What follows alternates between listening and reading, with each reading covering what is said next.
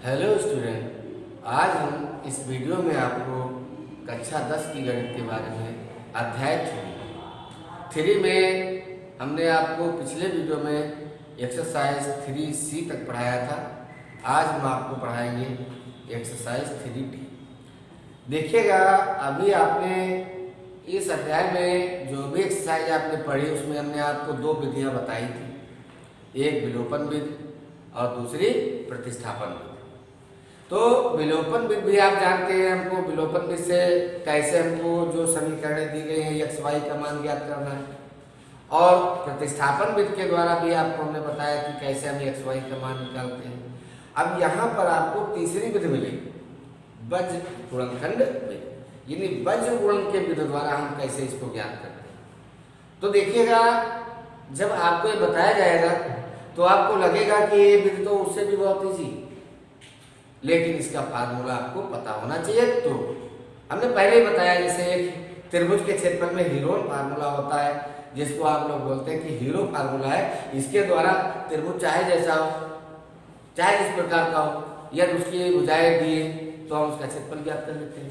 वैसे यहाँ पर भी आपको दो समीकरणें दी हो और हमें एक्स वाई का मान ज्ञात करना हो तो हम बहुत आसानी से ज्ञात कर सकते हैं। तो देखिएगा वो फार्मूला कौन सा है और कैसे हम याद रखेंगे।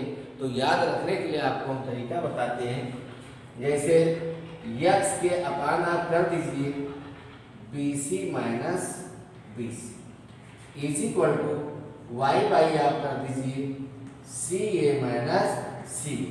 देखिए, यहाँ पर आपको ध्यान रखना है, आप ये मत सोच लेना कि BC माइनस BC सर जी ने किया है तो ये तो करके जीरो हो जाएगा, CA माइनस CA कर दिया ये भी करके जीरो हो जाएगा। यहाँ पर अभी हमको मान भरने हैं, और क्या भरना है इसके बारे में बताएंगे तो तुमको रटना नहीं पड़ेगा। इतना ध्यान रखना है कि x के अपान क्या होना चाहिए, y के अपान क्या होना चाहिए और 1 के अपान क्या होना चाहिए, ये आपको ध्यान रखना है। यानी x के अपान आप लिख लीजिए BC माइनस BC, y के अपान आप कर लीजिएगा CA माइनस CA, और 1 अपान आप कर लीजिए AP माइनस CA। यानी x के बटे में BC रहेगा, y के बटे में CA रहेगा और 1 के बटे में AP रहेगा। ओके, अब देखिए यहाँ पर आपको ये दिमाग नहीं लगाना है कि यहाँ पर हमें कैंसिल करके, हमने पहले ही आपको बोल दिया है कि इनमें अभी हमको मान भरने हैं, वो मान हम कौन से भरते हैं। तो बहुत सिंपल है, सूत्र भी आपको बहुत आसानी से याद हो जाएगा। ये आपको पता हो कि x के बटे क्या होगा, y के बटे क्या होगा, 1 के बटे क्या होगा, और इसमें भरना क्या है। पहले में आपको भरना है 12 और दूसरे में भरना है 21। अब देखिए सूत्र क्या बन गया, B1 into C2 minus B2 into C1 बन गया, नहीं बन गया। और यही 12 21 सब में भरना है, यानी यहाँ पर भी 12 21 12 21। आप बताइएगा, इस फार्मूले को आप याद नहीं कर सकते? आपको याद रखना तो इतने खाली याद रखना है 12 21, पहले 12 रहेगा बाद में 21 रहेगा, ये भी याद रखना है। और ये याद रखना है कि x अपान AB माइनस AB मत कर देना। x अपान क्या है, x अपान BC माइनस BC, यानी आप ये याद रखो कि हमको BC से प्रारंभ करना है। ठीक, तो पहले में BC माइनस BC हो गया, दूसरे में CA माइनस CA हो गया, और अंत में आपका क्या हो गया, AB माइनस AB। ओके, और इसमें हमें भरना क्या है, इसमें आपको भरना है क्या, यानी आपको भर देना है 12 21। ये आपका पार्ट जो है 7 होगा, ये ध्यान रखना। इस वीडियो में पार्ट आपका 7 है, 6 पार्ट आपका एक्सरसाइज 3C में हो गया था, तो याद रखिएगा पार्ट 7 है। 7वां आपका जो है 7वां लेक्चर चल रहा है, ये लेक्चर आपका 7th होगा, 6 लेक्चर आपका 3C में हुआ था। तो इस चीज को आपको याद रखना है कि हमें इनमें क्या भरना है।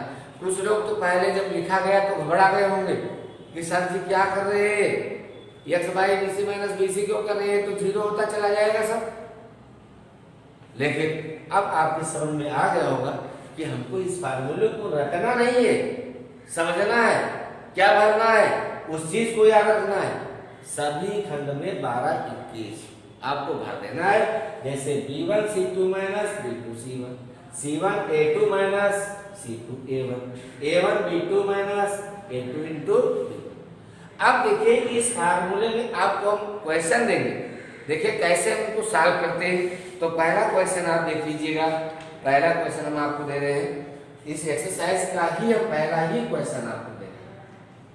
क्वेश्चन नंबर 1 देखिए, क्वेश्चन जो दिया गया है 2x, समीकरण आपके 2x minus y plus 4 is equal to 0। इसकी तुलना कर दो, a1x plus b1y plus c1 is equal to 0 से तुलना करने पर जब हम इसकी तुलना करेंगे तो a1 is equal to 2, b1 is equal to -1, चिन्ह सहित आपको मान डालने होंगे। प्लस है तो हमें प्लस लगाने की आवश्यकता नहीं है, लेकिन यदि माइनस है तो आपको माइनस लगाना ही पड़ेगा। और c1 इज इक्वल टू आपका 4। दूसरा समीकरण आपका दिया है x plus y minus 1, x plus y minus 1 is equal to 0।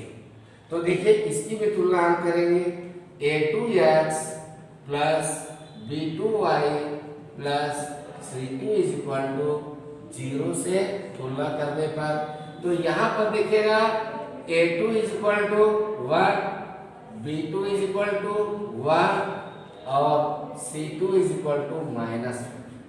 यहाँ पर भी बहुत कुछ समझने वाली चीजें हैं, मैंने देखा है कुछ बच्चे करते क्या है, जब तुलना करते हैं तो तुलना करने पर a1 b1 c1 के मान लिखते कैसे, मैं आपको बताता हूँ। बहुत सारे स्टूडेंट है, कुछ हम देखते हैं कहें a1 इज इक्वल टू, यहाँ पर देखा है यहाँ तो a1 क्या हो जाएगा 2x, a1 is equal to 2x। इस प्रकार के मान पुटअप कर देते हैं। हमें केवल x के गुणांक को देखना है, क्योंकि a1 तो x का गुणांक ही है। तो जब यहाँ पर x का गुणांक a1 है तो यहाँ पर x का गुणांक क्या है 2 है, तो a1 इज इक्वल टू क्या लिखेंगे 2 लिखेंगे, ना कि 2x।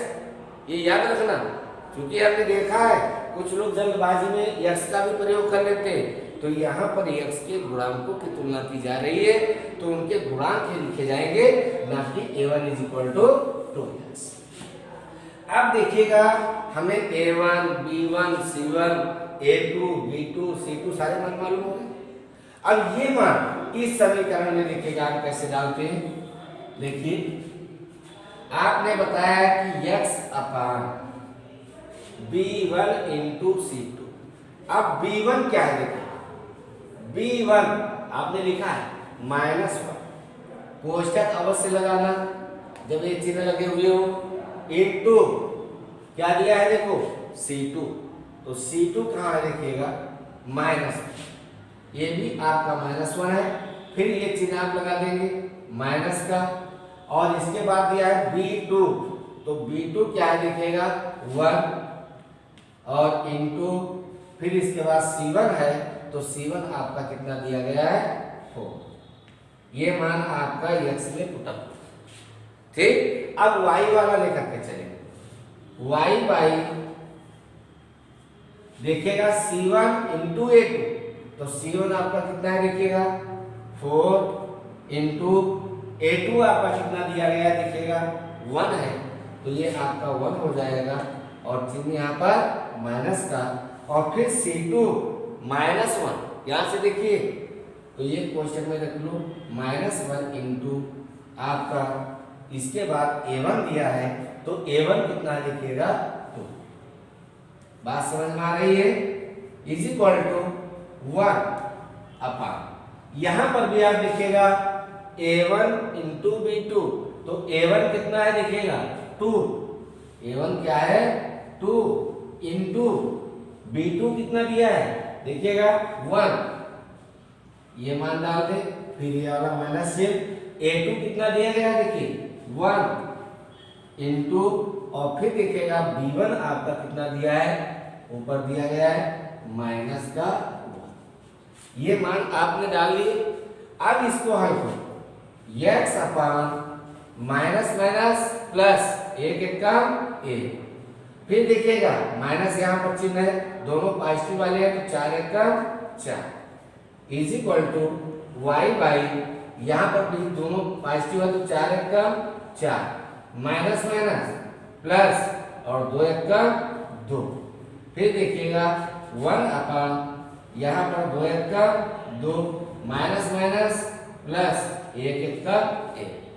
चिन्ह आपके गड़बड़ हो जाएंगे तो कैलकुलेशन आपका गड़बड़ा जाएगा। यहाँ पर देखिए x अपान माइनस का क्या बचेगा 3 और यहाँ पर y अपान हो जाएगा 6 और इधर आपका 1/3। ये मान आपने जब इसमें पुटअप किया तो ये रूप मिला। ठीक, यहाँ तक आपके समझ में आ गया। अब देखिए हमें करना क्या है, इस x को इसके पहले बराबर करिएगा, x की वैल्यू निकाल लो, फिर इसको भी इसके बराबर करके y का मान निकाल लो, यानी ये आपका x upon -3 is equal to 1/3 cross multiply, तो माइनस का 3 से 3 कैंसिल हो जाएगा तो x इज इक्वल टू क्या आ जाएगा माइनस, एक मान आपने निकाल लिया। ऐसे इसको भी y/6 is equal to 1/3 cross multiply 3y is equal to 6, इसको कैंसिल करेंगे तो y का मान क्या आ जाएगा 2, अतः x का मान होगा बराबर -1 और y का मान होगा 2। इस एक्सरसाइज में देखिएगा कितनी आसान है, जो समीकरण आपके दिए हैं उन सभी पहली समीकरण से आपको a1 b1 c1 निकालना है, दूसरी समीकरण से आपको a2 b2 c2 निकालना है और फिर इस फार्मूले का आपको प्रयोग करना है। इसमें मान डालते समय में आपको ध्यान रखना है कोष्टक अवश्य लगा लेना जिससे कि चिन्हों में गड़बड़ियां न होने पाओ, और फिर इसको आप हल करके देखिएगा। जब हल आपका ये आ जाए तो इन दोनों को क्रम से 1/3 के इक्वल करके हल कर लीजिएगा तो x और y के मान ज्ञात हो जाए। पूरी बात समझ में आ गई है। एक क्वेश्चन और देख लो, बहुत ज्यादा क्वेश्चन नहीं है इसमें, बहुत थोड़े से ही क्वेश्चन है, 9 क्वेश्चन ही दिए गए हैं जिसमें हम आपको क्वेश्चन 5वां क्वेश्चन बताएंगे, क्योंकि हम जानते हैं कि अक्सर जब तो डिफरेंस कर दिया जाता है तो जितने भी विद्यार्थी हैं वो तुरंत तो डिफरेंस वाले क्वेश्चन को बहुत जल्दी देखते हैं कि सर जी वो आसान बने ही कितना भी हो, चाहे जितना आसान हो, सर जी ये जरूर आप बता दीजिएगा। और थोड़ा सा भिन्न है, वहाँ पर अंक नहीं दिए हैं, वहाँ पर बीजी पद ही लगा दिए गए, लेकिन स्टूडेंट की यह आदत है कि वो तुरंत परेशान हो जाते हैं कि ऐसा तो है इसका कैलकुलेशन गड़बड़ा जाए। तो देखिएगा हम आपके कहने के बजाय खुद ही बताए दे रहा हूँ कि ये 5वां क्वेश्चन आप देखिएगा, इसमें से इसको भी इसी विषय हम हल करेंगे। और एक्सरसाइज हमने पहले ही बताया कि बहुत इजी है, टफ नहीं है, थोड़ा सा ध्यान दें तो सारे क्वेश्चन आप उनको सॉल्व कर सकते हैं। 5वां क्वेश्चन दिया है, क्वेश्चन नंबर 5। इसमें दिया है ax plus by, ax plus by is equal to आपको दिया है माइनस, इसको भी पक्षांतर कर लो, ax plus by plus b is equal to 0। इसकी तुलना कर दो जैसे हमने पिछले सवाल में बताया था, a1x plus b1y plus c1 is equal to 0 से तुलना करने पर तो आपका a1 is equal to a, b1 is equal to b और c1 is equal to b। ये पहले समीकरण से हो गया। दूसरा समीकरण दिया है ax minus cy, ax minus cy is equal to आपका दिया है q। इसको भी 50 कर लो, ax minus cy minus q is equal to 0। अब इसकी तुलना हम कर देंगे a2x plus b2y plus c2 is equal to 0 से तुलना करने पर तो a2 इज इक्वल टू क्या हो जाएगा a, b2 is equal to minus c और c2 is equal to minus, ये बात आपके समझ में आ गई भाई। जैसे हमने पिछले क्वेश्चन में आपको A1 B1 C1 निकालना बताया था, वैसे यहाँ पर भी आपका है, सारे मान मालूम हो गए। अब आप ये सोचेंगे कि हम सूत्र कैसे लिखे, हम तो सूत्र ही बोल गए, समझ गए। तो सूत्र बोलने की कोई जरूरत नहीं, हमने बताया, खाली आपको ये याद रखना है कि x के बटे BC होगा, y के बटे CA होगा और 1 के बटे AB होगा और सब में 12-21 भरना होगा। इतने तो काम है। तो यहाँ पर पहले यही लिख लिया था कि x अपान BC माइनस BC, y अपान CA माइनस CA और 1 अपान AB माइनस A। और हमने बताया क्या भरेंगे 12-21। देखिएगा फार्मूला नहीं रखना है, 12-21 सूत्र आपका बन गया, नहीं बन गया, जो फार्मूला आपको लिखना था। अब मान डाल दो x अपान, देखिएगा B1 इंटू C2, B1 आपका क्या है B into C2 minus Q, minus का Q माइनस B2 माइनस का C है, माइनस C इंटू फिर क्या दिया देखो C1, आपका C1 क्या है into is equal to y upon, देखिएगा C1 तो C1 आपका क्या है देखिए P इंटू A2 देखिएगा क्या है A माइनस C2, ये आपका क्या है देखिए माइनस का Q इंटू A1 आपका क्या है A। y का मान हो गया पूरा 1 बाई, देखिएगा A1 आपका क्या है A इंटू B2 देखिएगा माइनस, फिर ये माइनस तो लगाएंगे ही, A2 आपका क्या है देखिए A और फिर क्या दिया है B1, तो B1 आप देखिएगा क्या दिया गया है B। बात समझ में आ गई। ये सारे मान हमने डाल दिए, अब इनको कैलकुलेट कर लो। x अपान यहाँ पर गुणा करेंगे तो minus plus minus BQ minus minus plus PC is equal y upon इसका गुणा करेंगे AP minus minus plus AQ is equal to, यहाँ पर भी गुणा कर लीजिए, प्लस माइनस माइनस यानी CA और माइनस A। ये आपका कैलकुलेट हो गया। हमने बताया था कि जब ऐसा रूप आपको मिल जाए तो पहले x को इसके बराबर करके x का मान निकाल लो, फिर y को इसके बराबर करके y का मान निकाल लो।